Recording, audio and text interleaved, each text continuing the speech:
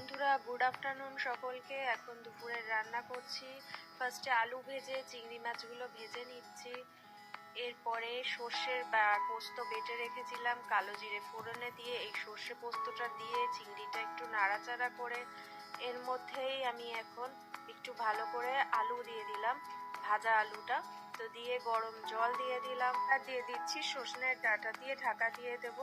তাহলেই রেডি হয়ে যাবে আমার পোস্ত ডাঁটা চিংড়ির তরকারি। তারপর ইলিশ মাছ একে একে ভেজে নিলাম, ভালো করে ইলিশ মাছগুলো ভেজে তুলে নিলাম। আর এদিকে রেখেছিলাম বেগুন, টমেটো আর লঙ্কা কেটে। তো ইলিশ মাছের জন্য বেগুনগুলো ভালো করে ভেজে নিলাম, লাল লাল করে নুন আর হলুদ দিয়ে দিলাম, ভালো করে ভেজে তার মধ্যে কালো জিরে কাঁচা লঙ্কা ফোড়ন দিয়ে টমেটো দিয়ে ভালো করে নাড়াচাড়া করে দিয়ে দিলাম গরম জল। এটা একটুখানি হালকা ফুট ধরলেই দিয়ে দিচ্ছি আমি এর মধ্যে মাছগুলো, ইলিশ মাছ ভাজা। তো দারুণ হয় এই ঝোলটা। রেডি হয়ে গেছে আজকের রান্না। ভাত, এখানে ইলিশ মাছের বেগুন দিয়ে ঝোল, এখানে চিংড়ি মাছ ডাঁটা আলু হচ্ছে পোস্ত, আর এখানে রয়েছে স্যালাড। তো কেমন লাগলো আজকে দুপুরের মেনু?